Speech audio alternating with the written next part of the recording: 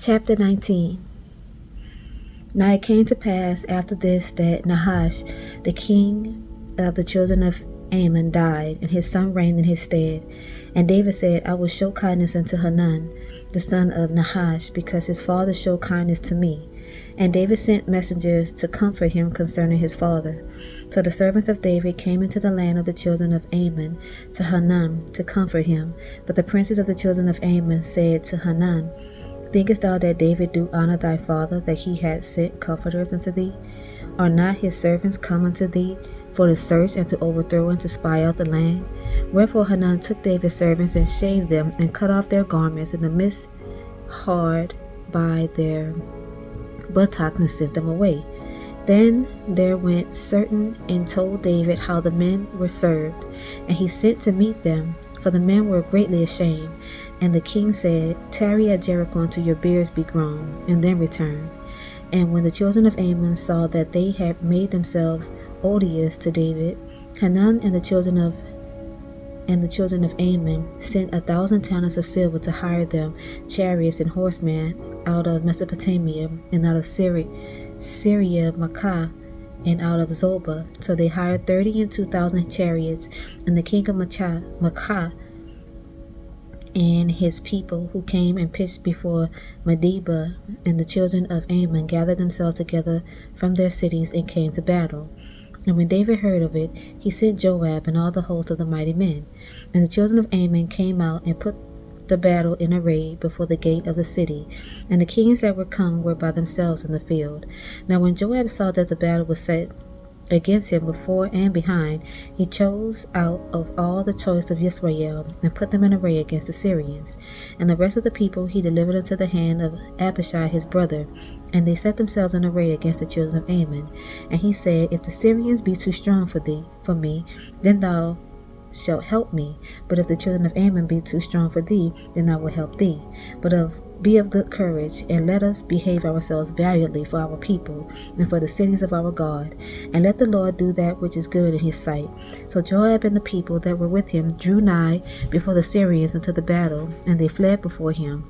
And when the children of Ammon saw that the Syrians were fled, they likewise fled before Abishai his brother, and entered into the city. Then Joab came to Jerusalem.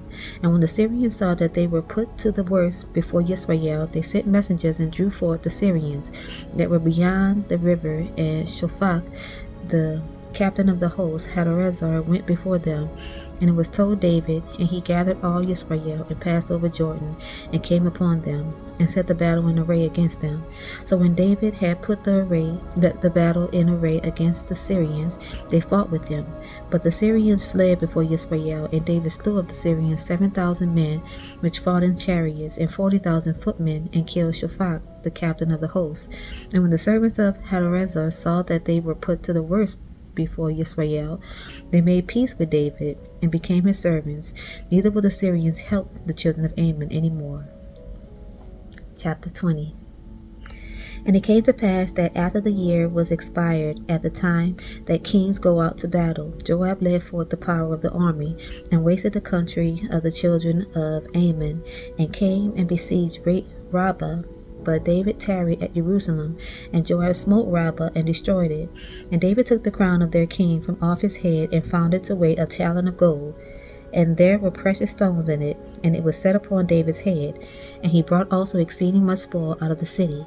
And he brought out the people that were in it, and cut them with saws, and with harrows of iron, and with axes.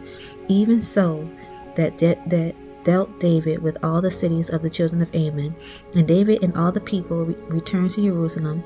And it came to pass after this, that there arose war at Gezer with the Philistines, at which time Sibbecai the Hushathite slew Sippai, that was of the children of the giant, and they were subdued. And there was war again with the Philistines. And Elhanan the son of Jair slew Lami, the brother of Goliath, the Gittite, whose spear staff was like a weaver's beam. And yet again there was war at Gath, where was a man of great stature, whose fingers and toes were 4 620, 6 on each hand and 6 on each foot. And he also was the son of the giant. But when he defied Yisrael, Jonathan the son of Shimea, David's brother, slew him. These were born unto the giant in Gath, and they fell by the hand of David and by the hand of his servants. Chapter 21. And Satan stood up against Yisrael and provoked David to number Yisrael. And David said to Joab and to the rulers of the people, Go, number Yisrael from Beersheba even to Dan, and bring the number of them to me, that I may know it. And Joab answered, The Lord make his people 100 times so many more as they be. But my lord the king, are they not all my lord's servants? Why then do my lord require this thing? Why will he be a cause of trespass of Yisrael to Yisrael? Nevertheless,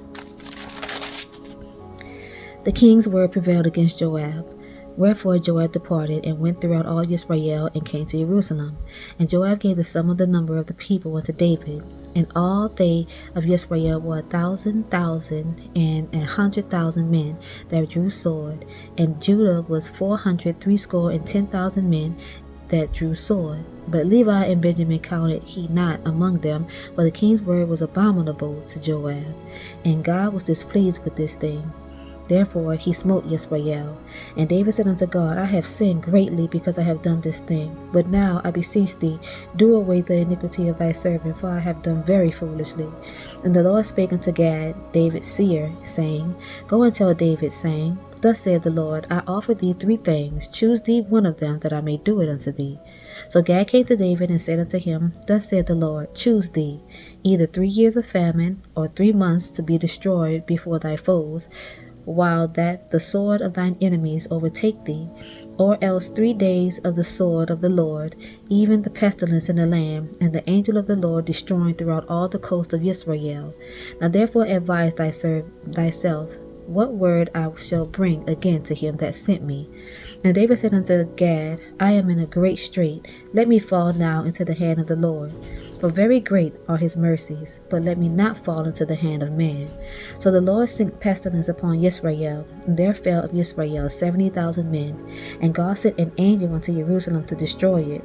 And as he was destroying, the Lord beheld, and he repented him of the evil, and said to the angel that destroyed, It is enough, stay now thine hand. And the angel of the Lord stood by the threshing floor of Ornan, the Jebusite. And David lifted up his eyes and saw the angel of the Lord stand between the earth and the heaven, having a drawn sword in his hand, stretched out over Jerusalem. Then David and the elders of Israel, who were clothed in sackcloth, fell upon their faces. And David said unto God, Is it not I that commanded the people to be numbered? Even I it is that have sinned and done evil indeed. But as for these sheep, what have they done? Let thine hand, I pray thee, O my Lord God, be on me and on my father's house, but not on thy people, that they should be plagued. Then the angel of the Lord commanded Gad to say to David, that David should go up and set up an altar unto the Lord in the threshing floor of Ornan the Jebusite. And David went up at the saying of Gad, which he spake in the name of the Lord. And Ornan turned back and saw the angel, and his 4 sons with him hid themselves. Now Ornan was threshing wheat, and as David came to Ornan, Ornan looked and saw David, and went out of the threshing floor, and bowed himself to David with his face to the ground. Then David said to Ornan, Grant me the place of this threshing floor, that I may build an altar therein unto the Lord. Thou shalt grant it for me the full price, that the plague may be stayed from the people. And Ornan said unto David, Take it to thee, and let my lord the king do that which is good in his eyes. Lo, I give thee the oxen also for the burnt offerings, and the threshing floor instruments for wood, and the wheat for the meat offering. I give it all. And King David said to Ornan, Nay, but I will verily buy it for the full price. For I will not take that which is thine for the Lord, nor offer burnt offering without cost. So David gave to Ornan for the place 600 shekels of gold by weight. And David built there an altar unto the Lord, and offered burnt offerings and peace offerings, and called upon the Lord, and he answered him from heaven by fire upon the altar of burnt offering. And the Lord commanded the angel, and he put up his sword again into the sheath thereof. At that time, when David saw that the Lord had answered him in the threshing floor of Ornan the Jebusite, then he sacrificed there. For the tabernacle of the Lord, which Moses made in the wilderness, and the altar of the burnt offerings were at that season in the high place at Gibeon. But David could not go before it to inquire of God, for he was afraid because of the sword of the angel of the Lord. That's it for tonight. Good night, y'all.